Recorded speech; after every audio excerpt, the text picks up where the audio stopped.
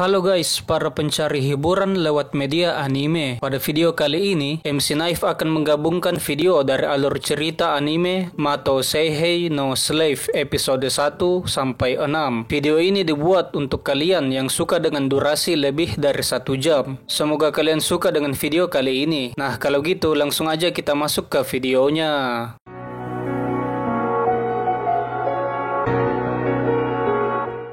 Awal scene, kita diperlihatkan desa yang terbakar dan diserang oleh iblis pemakan manusia. Di salah satu rumah pada desa itu, ada seorang anak kecil yang menangis, sembari dipeluk oleh seorang wanita dewasa. Namun wanita dewasa itu sudah seperti tak bernyawa lagi. Melihat cara dia jatuh melepas pelukannya dari anak kecil itu, flashback pun berakhir, dan kini diperlihatkan sepasang remaja yang dikerumuni oleh iblis. Remaja lelaki itu tunduk di depan remaja wanita dan mencium tangannya. Seketika kekuatan besar menyelimuti daerah itu. Para kepala negara sedang berkumpul untuk mengadakan rapat. Mereka ingin mendengar soal laporan kota iblis dari perwakilan negara. Dan lagi, scene berpindah pada sekolah protagonis cerita ini. Sang protagonis bernama Wakura Yuki. Dia sangat hebat dalam hal bersih-bersih, seperti membersihkan suatu ruangan yang kotor, sampai kedua temannya tak perlu melakukan sesuatu untuk membantunya. Yuki bersama teman-temannya melihat para gadis yang datang ke sekolah. Namun gadis-gadis ini bisa melakukan hal yang luar biasa, seperti berjalan dengan cara mengambang, rambut yang bisa digerakkan sebebasnya, dan masih banyak lagi. Seorang pelajar datang ingin Yuki untuk memperbaiki kancing bajunya yang rusak. Yuki dengan sigap memperbaikinya sekejap mata. Dia masih heran kenapa dengan kemampuannya itu dia masih belum populer di kalangan wanita. Yuki diajarkan oleh kakak perempuannya untuk serba bisa, karena laki-laki tak bisa memakai kekuatan buah persik. Salah satu temannya berkata kepada Yuki bahwa kakaknya kan sudah,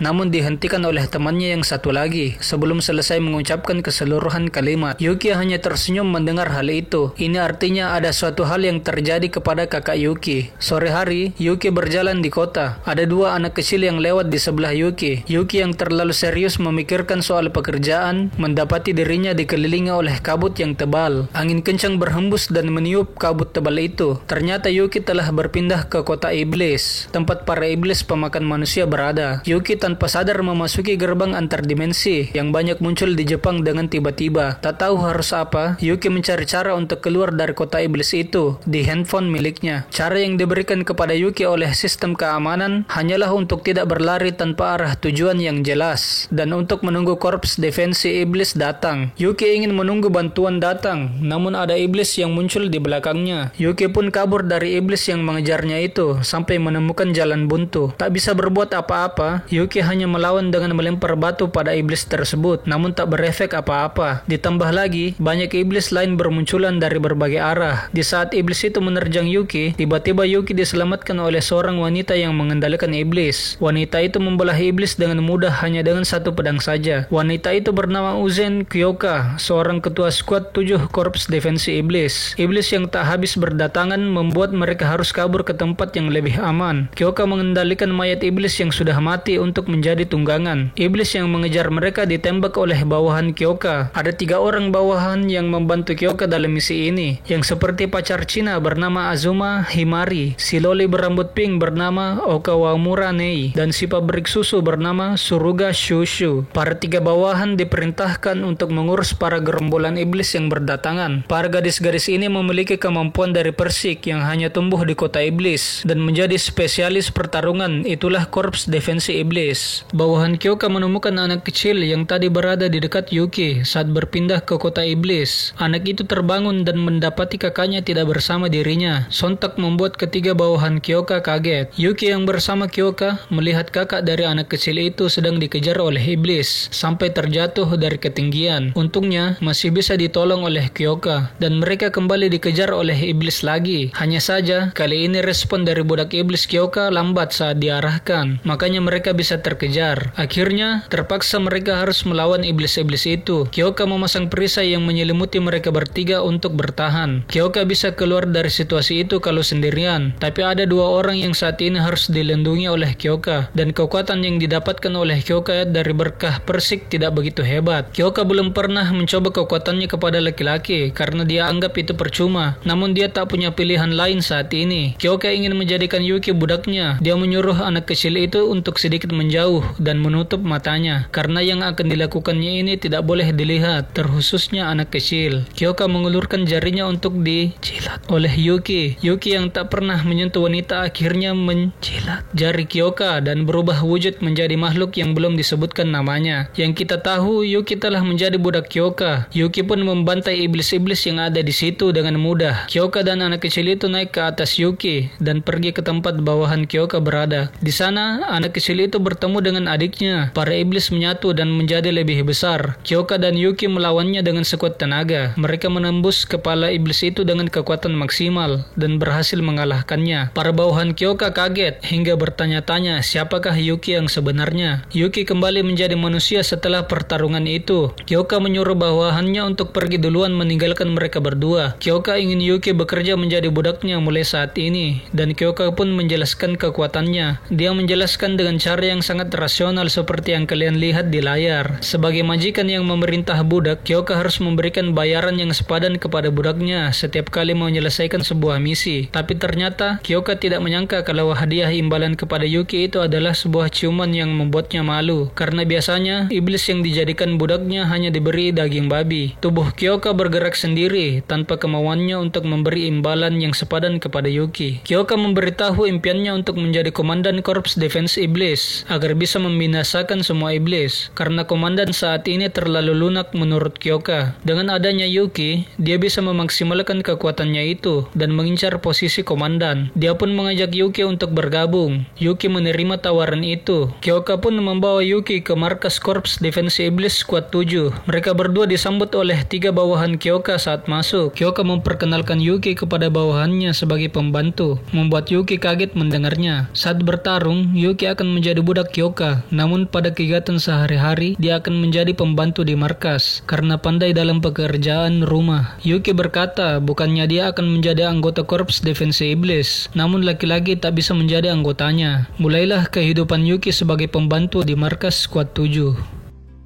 Saat Yuki selesai membersihkan asrama atau yang bisa disebut markas Squad 7, tiba-tiba saja ada iblis yang muncul di belakangnya. Iblis itu langsung menyerang dengan membabi buta. Untungnya ada penghalang yang melindungi asrama Squad 7. Ternyata iblis juga bisa muncul di dekat markas, kata Yuki. Nai pun datang setelah melihat Yuki. Markas Squad 7 terletak di belakang gerbang iblis. Itu sebabnya iblis lebih sering muncul dekat markas Squad 7 dibanding markas lainnya. Nai menjelaskan bahwa kota iblis adalah dimensi yang besarnya setara dengan Tokyo dan dibagi menjadi 8 area. Di tiap area ada korps defense iblis yang bertugas. Berkat itu, Yuki pun mulai sedikit tahu informasi tentang kota iblis. Ada satu lagi iblis yang berada dekat asrama, namun Himari menembaknya hingga mati. Himari masih belum bisa menerima keberadaan Yuki sebagai laki-laki yang diizinkan untuk tinggal di asrama bersama mereka. Anggota korps 7 sedang makan bersama dengan Yuki. Yuki sangat senang karena mereka menyukai makanan buatannya. Namun Yuki sadar bahwa dia hanya jadi pembantu untuk sekarang. Dia pun mengatakan keinginannya untuk membantu kepada Kyoka. Kyoka akan memakai Yuki saat dibutuhkan. Sampai saat itu tiba, Yuki harus fokus pada pekerjaan rumah dulu. Himari mengubah tangannya menjadi pedang dan mengarahkannya ke Yuki karena menganggap Yuki keberatan dengan keputusan Kyoka. Kyoka menenangkan Himari dengan berkata kalau Yuki hebat dalam pekerjaan rumah, juga penting untuk kemampuannya. Namun kalau Yuki melakukan hal yang tidak-tidak, Kyoka sendiri yang akan memenggalnya. Saat membersihkan menara, Yuki melihat Himari yang tanpa busana masuk ke pemandian. Dia pun bersembunyi saat Himari merasakan kalau ada yang melihatnya dari jauh. Namun ada Shushu yang memerhatikan Yuki dari tadi. Shushu mengubah badannya menjadi kecil agar bisa diam-diam memantau Yuki. Kekuatan Shushu bisa mengubah badannya maupun benda menjadi kecil dan besar. Saat kembali ke ukuran normal, Shushu memotret Yuki dengan latar Himari yang sedang mandi di pemandian. Kalau tidak mau disebarkan, Yuki harus menjadi budak Shushu. Yuki sedang berada di kamar Shushu untuk membersihkan kamarnya. Dia mencari cara untuk menghapus foto yang diambil Shushu waktu di menara. Yuki ingin mengambil HP milik Shushu, namun tidak berhasil mengambilnya. Saat Yuki membereskan pakaian dalam Shushu yang tercecer, Shushu dengan cepat memotret Yuki lagi. Hal itu menambah bukti yang bisa disebarkan ke Kyoka. Himari sedang latihan bersama Kyoka di luar. Yuki kebetulan Mulan lewat dan menyaksikan mereka latihan. Ada iblis yang datang lagi saat itu,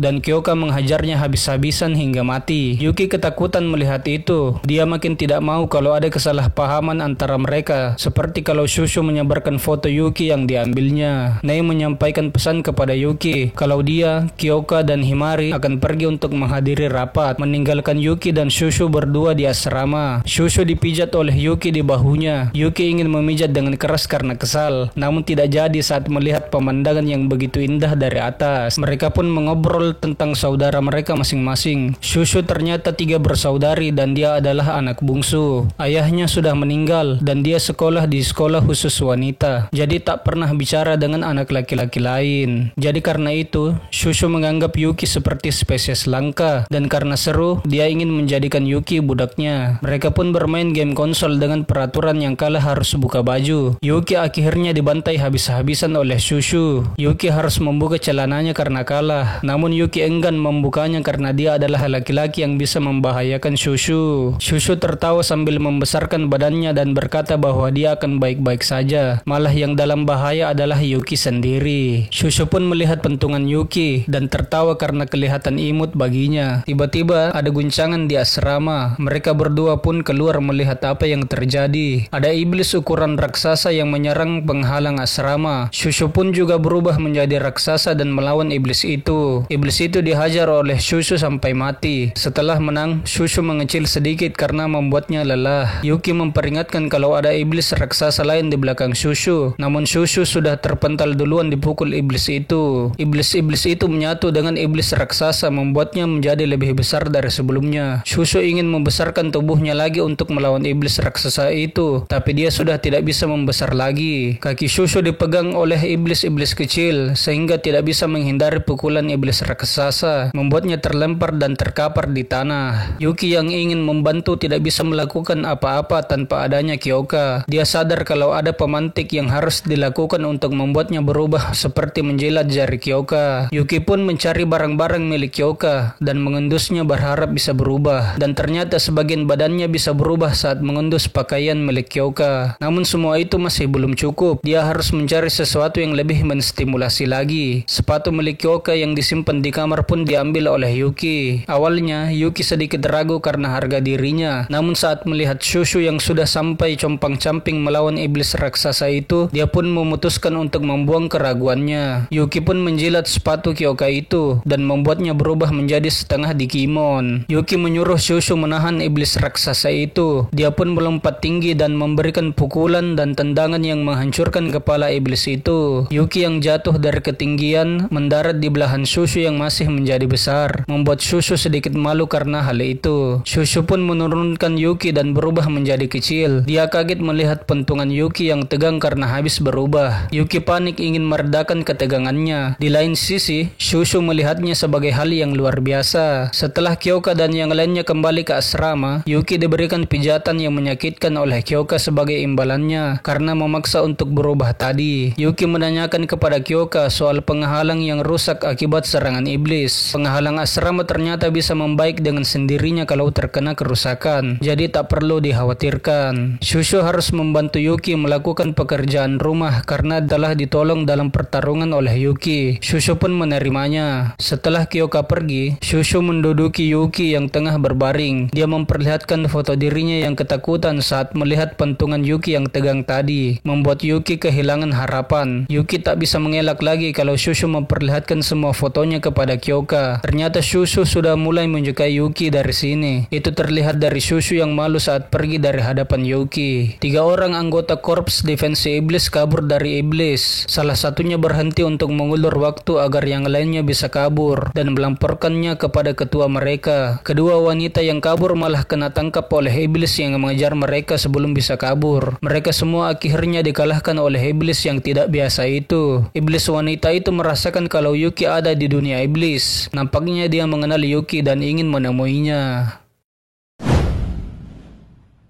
Yuki saat ini berada di dunia manusia bersama dengan Kyoka untuk mengurus beberapa dokumen di hari libur. Mereka pergi melalui gerbang teleportasi dan sampai dengan sekejap mata. Yuki terpana melihat Kyoka yang sangat cantik dengan busana kasualnya saat dia keluar dari gedung. Karena baru kali ini Yuki melihat Kyoka dengan busana kasual. Mereka pun menikmati liburan mereka yang terbatas dengan pergi ke pemakaman terlebih dahulu. Kyoka ingin mendoakan orang-orang yang telah mati saat iblis masuk ke dunia manusia di masa lalu. Ada satu iblis yang sangat kuat di masa itu. Iblis yang memiliki tanduk yang sangat besar. Kyoka menyebutnya sebagai tanduk tunggal. Semua iblis telah dikalahkan oleh korps defensi iblis, tapi si tanduk tunggal itu bisa kabur dan masih berkeliaran sampai saat ini. Dan Kyoka bersumpah untuk memburu iblis itu sampai dia bisa mengalahkannya dan membalaskan dendam orang-orang yang telah terbunuh olehnya. Setelah itu, mereka ingin langsung kembali ke dunia iblis. Namun Yuki ingin istirahat sebentar di kafe bersama Kyoka untuk makan parfait di sana. Yuki ingin memberikan Kyoka waktu untuk bisa beristirahat agar tidak tumbang karena kebanyakan bekerja. Yuki merasa senang bisa menikmati waktu bersama Kyoka. Dan juga senyuman Kyoka yang manis membuatnya teringat akan sosok kakaknya yang sangat baik. Waktu bersenang-senang mereka terganggu dengan panggilan darurat dari kota iblis. Sinyal panggilan menunjukkan tak ada nyawa yang dalam bahaya, tapi mereka tetap harus bergegas kembali ke dunia iblis. Karena mengejar waktu, Yuki berubah ke Digimon formnya atas perintah Kyoka, dan Kyoka pun harus membayar dendanya. Kali ini, denda atau imbalannya berupa melepas stocking milik Kyoka. Terlihat paha yang sangat putih dan mulus saat Yuki melepas stockingnya, yang dapat membuat para pria sedikit tergiur kalau benar-benar mengalami keadaan yang seperti itu. Setelah itu, mereka pun pergi berdiskusi dengan anggota skuad 7 yang lain. Ada kawah yang muncul dari jarak 21 km di arah utara, dan iblis dalam jumlah yang sangat besar berada di sana. Juga diperkirakan itu adalah sebuah sarang iblis. Mereka pun beranjak ke sana untuk menghancurkannya. Saat sampai, mereka memulai serangan dengan combo Absolute Squad 7.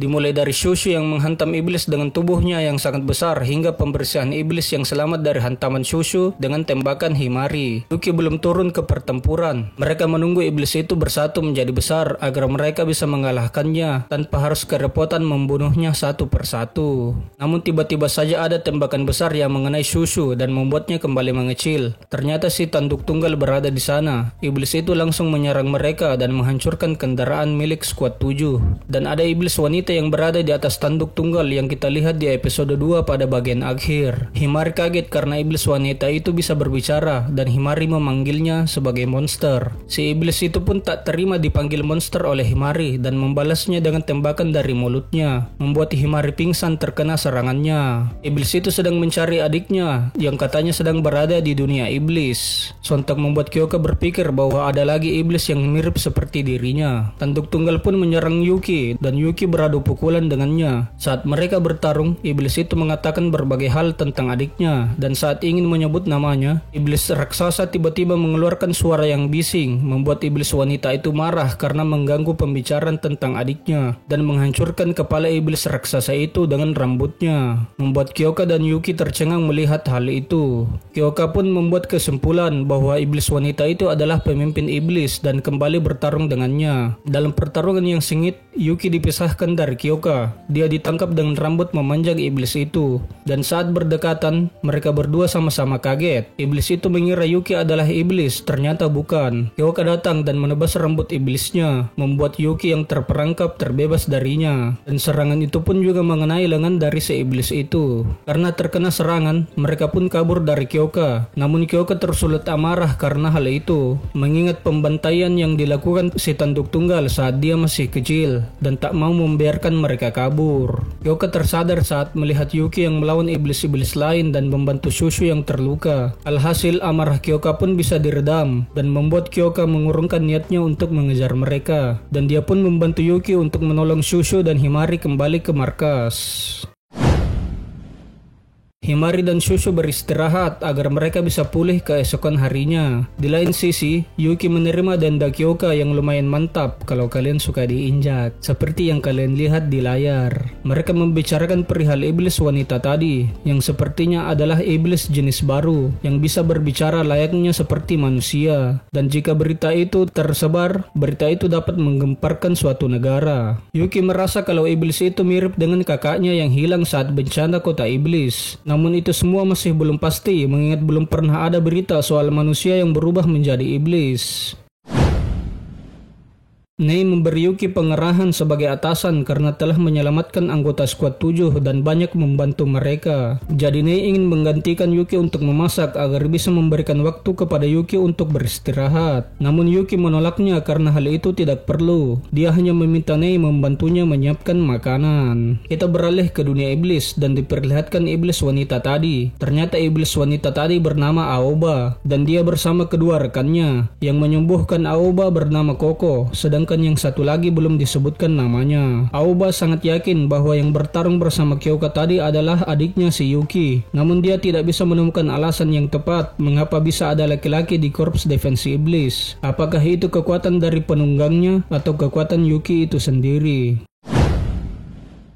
Shin pun berpindah kepada Yuki yang sedang berada dalam pemandian, dan ada Shushu yang muncul dari belakangnya ingin menggosok punggungnya sambil telanjang. Yuki mengira Shushu hanya menjahilinya kalau dia sedang telanjang dan menoleh ke belakang. Dia pun kaget melihat kenyataannya dan kabur keluar dari pemandian, meninggalkan Shushu yang deg-degan karena dilihat oleh Yuki sedang tidak memakai baju. Namun saat Yuki berhasil keluar, dia malah berpapasan dengan Himari yang sedang buka baju untuk masuk ke pemandian. Yuki pun dikejar dengan chainsaw mematikan dari Himari karena melihatnya setengah telanjang. Saat Yuki terpojok oleh Himari, ada gerbang yang terbuka di dekat mereka dan dua orang wanita keluar dari gerbang itu. Mereka adalah anggota dari skuad 6 Korps Defensi Iblis. Izumo Tenka, ketua skuad 6 anggota Korps Defensi Iblis berambut kuning, dan wakil ketua skuad 6 bernama Azuma Yachiho. Namanya mirip dengan Himari dan juga penampilannya. Mereka ingin dipanggilkan Kyoka, namun Himari terlihat tidak senang saat melihat Yachiho.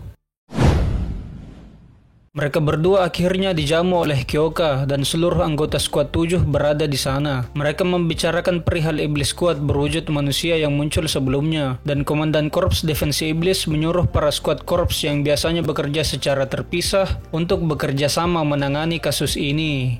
Yachiho meledek Himari dengan berkata wakil ketua skuad 7 dibuat pingsan oleh iblis itu, dan Himari cuma bisa menodai nama klan Azuma saja. Himari tak bisa membalas perkataan Yachiho, membuatnya terdiam 1000 bahasa. Namun iblis itu sangat kuat, kata Tenka, dan skuad 3 sudah pernah berhadapan dengannya. Tercatat iblis itu telah menyerang sebanyak 2 kali, membuat kerjasama antar skuad sangat diperlukan. Yachiho kembali meledek Himari berkata kalau ketua Kyoka bisa diandalkan, tapi ada orang yang tidak bisa diandalkan, yang hanya akan menjadi beban bagi mereka. Hal itu membuat Himari naik pitam, tapi dia masih bisa menahan amarahnya. Kyoka ingin membantu Himari agar tak diajak oleh Yachiho, dan mengusulkan turnamen antar skuad dengan dalih untuk memahami kemampuan setiap anggota, agar membuat kerjasama nanti lebih baik lagi. Format pertarungannya 1 lawan 1, dan Kyoka boleh menentukan jumlah pesertanya. Akhirnya Tenka pergi bersama Yachiho setelah berdiskusi dengan Kyoka. Himari yang ingin mengalahkan Yachiho dan membuktikan kekuatannya itu berkata kepada Kyoka kalau dia ingin meminjam kekuatannya. Kyoka menegaskan bahwa Himari harus mengorbankan tubuhnya sebagai bayaran dari kekuatan itu. Demi meraih kemenangan, Himari pun siap untuk berkorban apapun. Dan akhirnya mulai saat itu Himari memutuskan Yuki untuk menjadi budaknya, membuat Yuki heran kenapa bisa jadi seperti ini.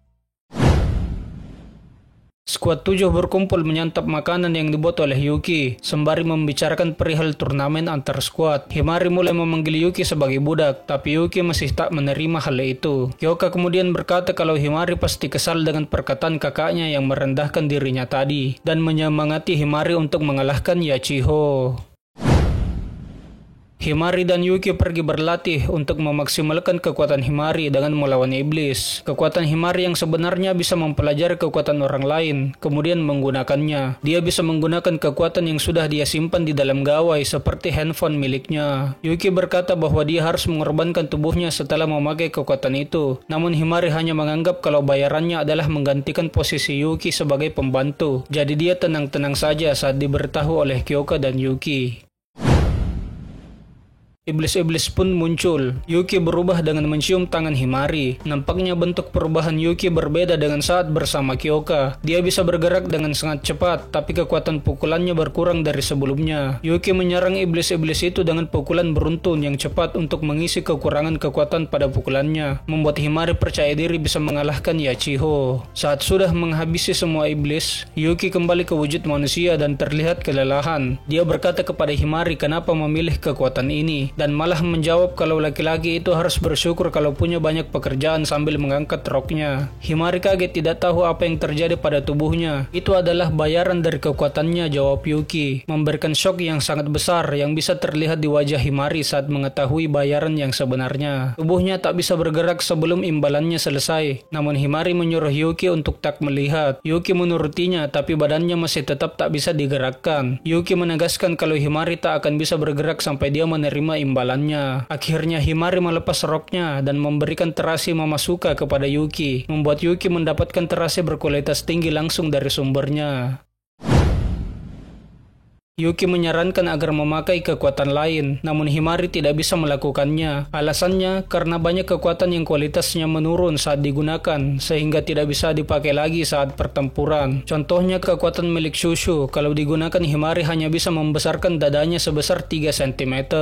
Yuki kembali mengingatkan bayaran akan kekuatan itu, namun Himari sudah paham. Dia terlahir di keluarga Azuma yang punya banyak prestasi di kota iblis. Kakak-kakak Himari sangat hebat dan punya ekspektasi yang tinggi padanya. Namun karena terlalu berusaha keras, dia sampai cedera sebelum acara penting. Bahkan juga pernah demam karena terlalu gugup, jadi tak bisa mengeluarkan usaha yang maksimal. Karena itu, dia sering diejek sebagai orang yang gagal di klan Azuma. Dan ini adalah kesempatan pertamanya untuk membalas mereka setelah pergi dari rumah. Tujuan Himari yang pertama adalah menjadi pahlawan seperti Kyoka dan memasang target kalau dia bisa mengalahkan Yachiho, dia akan menjadi pribadi yang baru dan lebih baik lagi. Himari sadar kalau masih ada yang kurang untuk mengalahkan Yachiho, yaitu adalah jurus pamungkas. Dan Yuki sadar kalau selama ini dia hanya memukul dan menendang secara asal-asalan. Hal ini membuat Yuki ingin membantu Himari karena bisa berguna untuk dirinya sendiri ke depannya dalam membantu Kyoka. Himari menjelaskan kalau kekuatan Yachiho adalah memanipulasi waktu, tapi dia akan kelelahan kalau terlalu sering menggunakannya. Kekuatan itu sangat merepotkan walau hanya dipakai beberapa kali, dan Yachiho akan memasang pose misterius kalau menggunakan kekuatannya sebagai rutinitas untuk meningkatkan kekuatannya, ujar Himari. Jadi mereka menggunakan ketangkasan sebagai kunci untuk memenangkan pertempuran dan agar Yachiho tak bisa menghentikan waktu. Yuki pun memfokuskan kekuatannya di kaki dan membuat kecepatannya meningkat, namun pukulannya malah semakin tidak mempan melawan iblis dan membuat kakinya lebih cepat lelah dari sebelumnya. Saat Yuki kelelahan, Himari mengelus kepala Yuki sebagai bayarannya sambil menyemangatinya kembali. Kyoka datang di sela-sela latihan Yuki dan memberitahu hal penting kepada Himari bahwa dia harus memahami esensi di balik suatu kekuatan. Mendengar hal itu, dia menyadari kalau untuk memaksimalkan kekuatannya adalah dengan menggunakannya sebagai budak dengan benar, bukan hanya memberi perintah tapi harus menungganginya, menarik rantainya, lalu sebagai majikan harus memberikan perintah dengan benar. Kemudian Yuki dipenuhi kekuatan yang berbeda dari sebelumnya saat diperintahkan Himari untuk memfokuskan kekuatannya di kaki. Pukulannya kini dapat mengalahkan iblis yang sebelumnya tak bisa dikalahkan. Mereka pun lanjut latihan sampai Yuki kering seperti sudah habis disedot vacuum cleaner dan diberi imbalan pemandangan dua gunung kembar pegunungan Himalaya oleh Himari, membuat Yuki yang kering terisi kembali seperti sudah istirahat dalam 3 hari. Latihan mereka pun terus berlanjut sampai mereka memaksimalkan jurus pamungkasnya dan datanglah hari H turnamen. Tenka datang bersama Yachiho dan seorang anggota skuad 6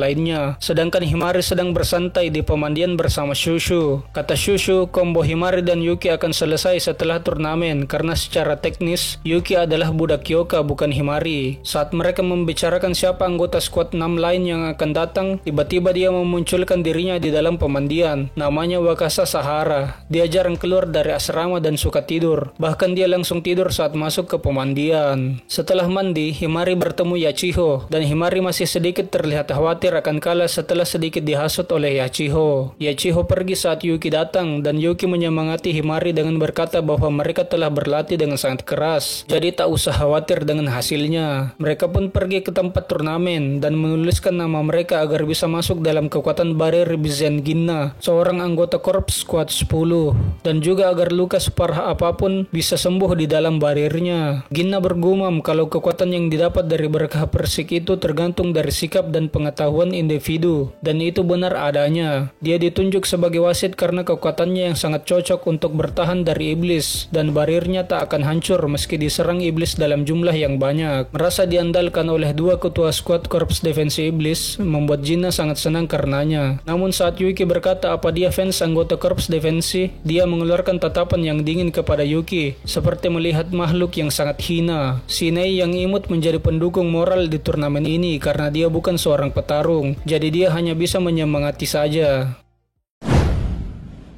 Akhirnya turnamen pun dimulai. Himari dan Yachiho bertukar beberapa kata sebelum bertarung. Yachiho akan membawa Himari kembali ke klan Azuma kalau dia menang dan menghabiskan waktunya bersama Yachiho. Himari mendeklarasikan bahwa dia yang akan menang kepada Yachiho dan Yuki pun berubah. Yuki akan ikut bertempur sebagai bagian dari kekuatan Himari. Yachiho pun menerima hal itu dengan berkata penjinak hewan tidak mungkin tidak membawa hewannya. Pertempuran pun dimulai. Yuki langsung menerjang Yachiho dan membuatnya terhempas. Namun dia memundurkan waktu dengan kekuatannya. Melihat hal itu, Himari sadar bahwa dia sudah memakai kekuatannya dan mereka tak bisa mengalahkannya dalam sekali serang. Yuki pun merubah gerakan awalnya seperti yang direncanakan Himari dan melompat ke atas. Yachiho bergumam kalau Himari tak tahu kekuatannya telah berkembang dari sebelumnya dan sangat percaya diri kalau dia akan menang melawan Himari dan Yuki. Para gadis telah selesai mandi di pemandian. Himari bertanya kepada Sahara apakah Yachiho telah melakukan latihan khusus untuk mempersiapkan diri melawan Himari. Sahara yang ditanyai berpikir keras untuk menjawabnya sampai ketiduran sambil berdiri. Sahara menjawab bahwa Yachiho tidak berubah sama sekali. Mungkin suasana hatinya sedang bagus, yang artinya bisa dibilang kalau Himari diremehkan oleh Yachiho.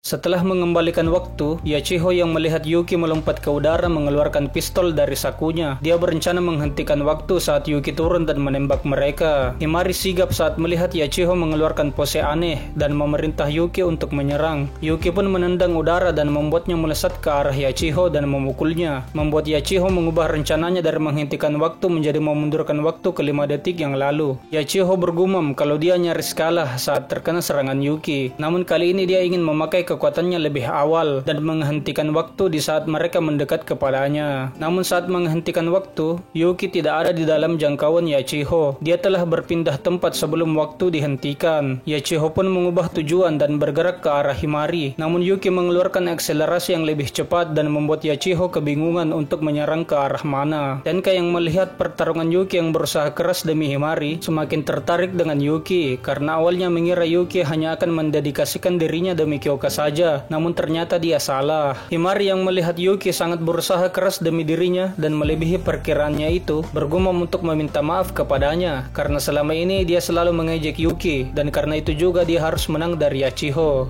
Kekuatan Yachiho tak bisa dilakukan tanpa jeda. Saat dia melakukan pose aneh, Himari harus menentukan aksi selanjutnya, apakah dia akan menyerang atau lari darinya. Dan kalau dia memerhatikan keadaan Yachiho, Himari bisa tahu kalau dia telah menggunakan kekuatannya. Seperti saat Yachiho sudah mengembalikan waktu, dia akan sedikit terlihat kelelahan. Karena itu jurus yang kuat, dia hanya bisa memakainya beberapa kali. Kalau Himari membuat Yachiho menggunakan jurusnya dengan sia-sia, dialah yang akan menang. Itulah yang Yachiho pikirkan dari tadi dengan diperlihatkan sudut pandang dari Himari. Dia bisa menebak pemikiran dan rencana Himari yang selanjutnya. Dia ingin membawa Himari pulang ke rumah dan mulai menjahilinya. Dia pun mengeluarkan pose yang sangat aneh dan mengeluarkan jurus pamungkasnya, menghentikan waktu dalam area yang luas selama 10 detik. Himari akan berada di luar jangkauannya kalau cuma 5 detik, tapi dengan waktu 10 detik itu, Himari tidak akan bisa lari kemana-mana. Dia pun menembak Yuki dan Himari, dan saat waktu kembali berjalan, mereka terkena serangan itu dan jatuh tersungkur ke tanah, membuat semua orang kaget karena tak melihat dan tahu apa yang telah terjadi. Himari bergerak dengan sangat cepat dan tiba-tiba saja jatuh dan tersungkur ke tanah di mata para penonton. Itulah yang mereka lihat. Yachiho pun menjelaskan kekuatannya itu kepada mereka semua, kalau dia bisa menggandakan waktu yang dihentikannya, namun waktu yang diperlukan untuk mengaktifkannya juga lebih lama dari kekuatan yang biasa. Dia berkata perkembangannya sudah setara dengan orang jenius, dan Himari kalah karena tak memperhitungkan hal itu, membuat Himari terlihat sangat kesal mendengarnya. Yachiho menyuruh Himari untuk menyerah. Himari masih kesal karena tak bisa menunjukkan hasil dari kerja kerasnya, namun ada Yuki yang mendorongnya untuk tidak menyerah begitu saja. Yachiho pasti sudah sangat kelelahan dan tak akan bisa memakai jurus pamungkasnya untuk yang kedua kalinya, kata Yuki. Melihat hal itu, Himari tersadarkan dan membuat mereka kembali bangkit untuk bertarung. Yachiho berkata kepada Himari untuk berhenti mempermalukan dirinya dan ketuanya. Dia tak akan berhenti untuk terus berjuang hingga akhir, agar tidak mempermalukan skuad 7, balas Himari. Yuki menyerang kembali dan Yachiho berpose untuk mengeluarkan jurusnya, namun Yuki mengeluarkan kilat yang sangat menyilaukan, yang membuat Yachiho menghentikan waktu saat Yuki berubah menjadi manusia dan menutupi pandangannya terhadap Himari. Dia tak bisa menemukan di mana Himari berada, jadi dia hanya menembak Yuki seorang diri, dan durasi jurusnya pun habis. Yachiho pun tertembak di bahu oleh Himari yang berada di bawahnya saat waktu kembali berjalan, membuatnya jatuh pingsan dan kalah oleh Himari. Skuad 7 pun heboh melihat Himari akhirnya bisa memenangkan pertandingan melawan kakaknya, namun Yuki tak sadarkan diri yang membuat Himari cemas karena hal itu.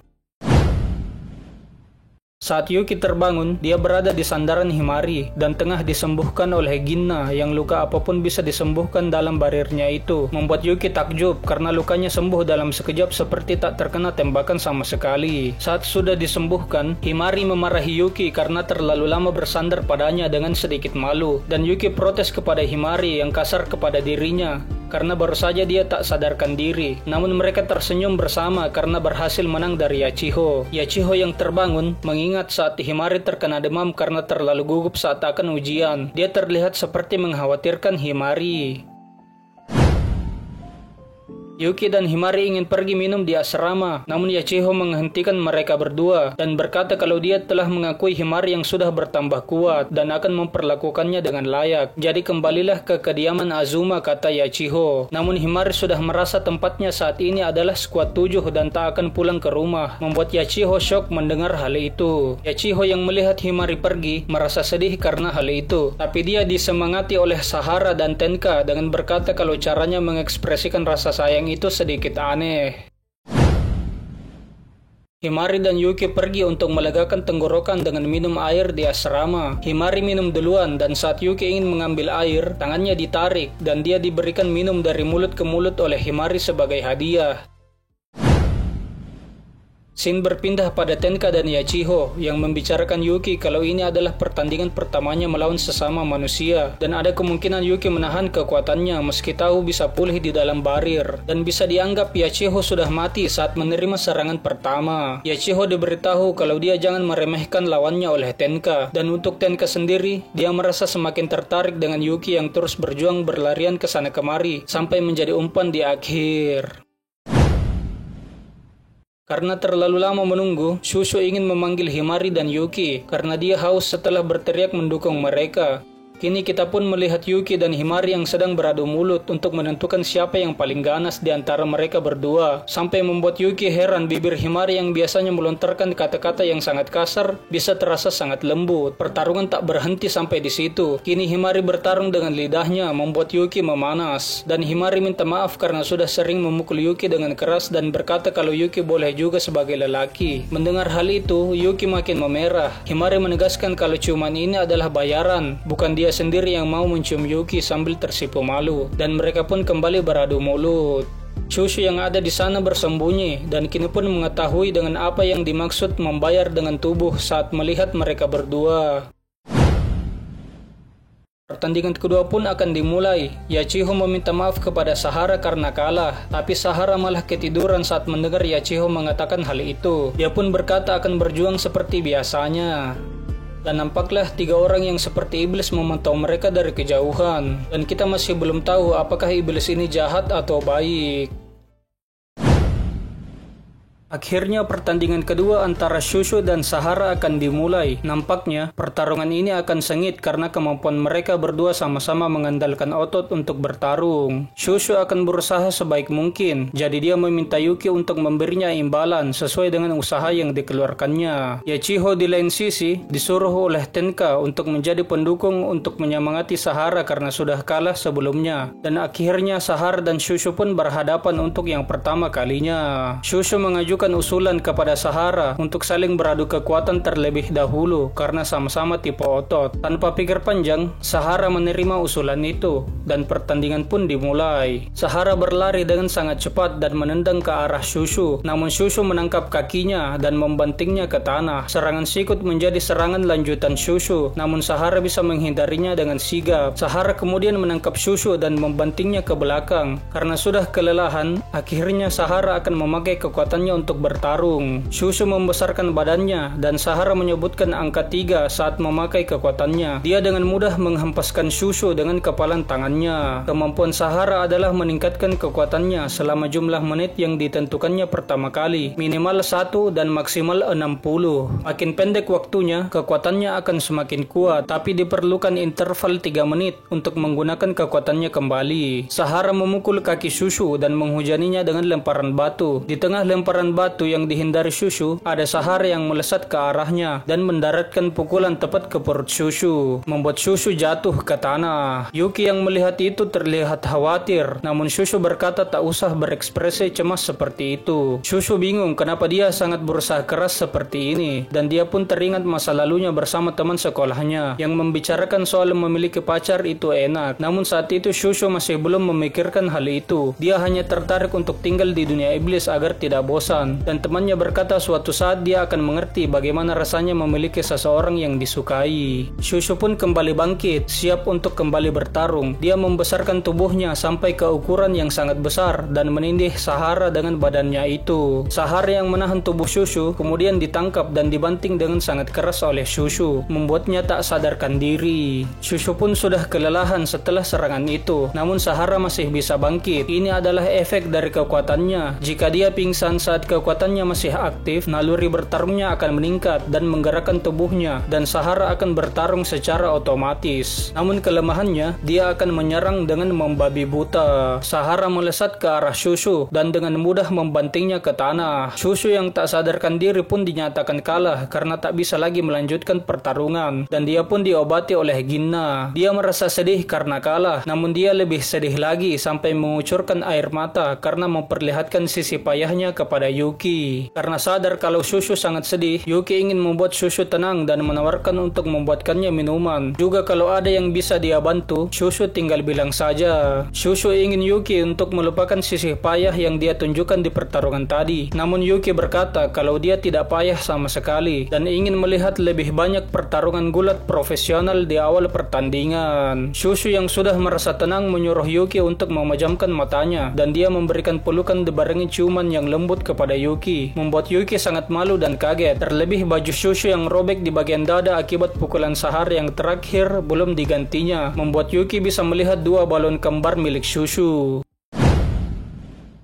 Nei memeriksa area sekitar dengan kekuatannya atas perintah Kyoka untuk melihat apakah ada kejanggalan, dan dia pun kaget saat melihat 2 iblis yang memantau mereka dari kejauhan karena satu iblis tiba-tiba melihat tepat ke arah Nei yang melihat dengan kekuatannya. Iblis dalam jumlah yang banyak pun bermunculan dan menyerang barier Ginna. Ginna sangat percaya diri kalau bariernya tak dapat ditembus, namun muncullah iblis yang mirip manusia bernama Rairen. Iblis itu bisa berbicara layaknya manusia seperti iblis yang dilihat jilat Nei tadi. Iblis itu pun menghancurkan barir milik Jinna. Turnamen dibatalkan karena keadaan darurat dan mereka semua bersiap untuk bertarung. Tenka mengantar anggota non petarung untuk berlindung di asrama seperti Nei dan Jinna. Shushu yang sudah membaik datang bersama Yuki membantu di tengah pertarungan dan Sahara menyelamatkan Shushu saat ada iblis yang hendak menyerangnya dari belakang. Rairen yang berhadapan dengan Himari berkata kalau bukan Shushu dan Sahara orang yang mereka incar. Begitu pula dengan Himari saat dia melihat kekuatannya. Rairen mengeluarkan petir yang menyambar ke arah Himari. Untungnya Yachiho menyelamatkannya sebelum terkena petir itu. Dia terlihat sangat marah dan tak akan memaafkan Rairen karena telah menyerang adiknya. Himari pergi ke arah Kyoka yang bertarung bersama Yuki. Dia berniat untuk menunggangi Yuki bersama dengan Kyoka. Namun Yuki ragu apakah hal itu akan berhasil karena belum pernah dicoba. Kyoka pun berkata kalau itu akan baik-baik saja. Kyoka yakin kalau ada dua majikan, Yuki akan menjadi lebih kuat lagi. Dan Yuki pun berubah saat dia mencium tangan Himari. Yuki berhasil membuka form yang baru dari hasil dua majikan. Dia memiliki rambut Jiraiya yang panjang dan mengenakan armor yang mirip seperti seorang samurai.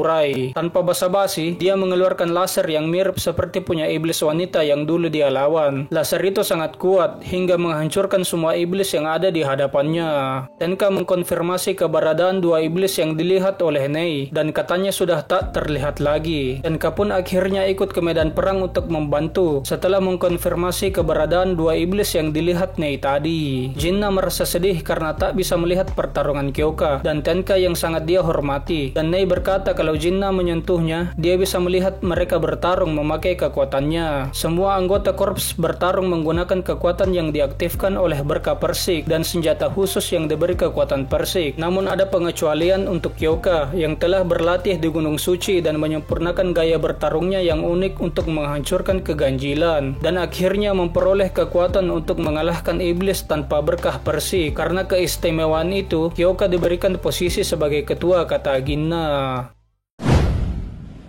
Yachiho telah berkali-kali memakai kekuatannya melawan Rairen untuk menghindari serangan petirnya, dan dia terkena serangan di tangannya yang membuat Rairen berpikir dia sudah tak bisa mengeluarkan pose yang aneh untuk menggunakan kekuatannya lagi. Namun dia salah, segala bentuk bisa menjadi pose bagi Yachiho yang anggun. Dia mengembalikan waktu dengan berpose yang aneh seperti biasa dan sudah sangat kelelahan setelah mengembalikan waktu. Rairen akhirnya ingin memusnahkan Yachiho dengan bersiap mengeluarkan laser dari mulutnya. Yachiho sudah tak bisa menghindar lagi dan bersiap menerima serangan itu. Tiba-tiba Tenka berada di sampingnya dan berkata kalau dia sudah berusaha keras, membuat Yachiho kaget dibuatnya. Dan Rairen yang melihat itu sedikit kaget karena tak melihat Tenka muncul dari mana. Tenka menyuruh Yachiho untuk beristirahat dan dia akan menggantikan posisinya. Yachiho hanya mengangguk dan meninggalkan tempat itu, memberikan mereka berdua ruang untuk bertarung. Rairen merasa di atas angin karena mendengar perkataan Tenka dan berkata kalau pasukan ada banyak, mana mungkin punya waktu untuk beristirahat. Namun Tenka membalas dengan santai kalau dia sudah menghabisi semua yang akan mengganggu pertarungannya, sambil diperlihatkan semua iblis yang telah terbakar habis. Tenka bertanya kepada dirinya apakah dia harus membereskan iblis itu dulu, mengingat masih ada dua pemimpin iblis lainnya. Dan Rairen merasa senang karena akhirnya dia menemukan seseorang yang dapat menghiburnya.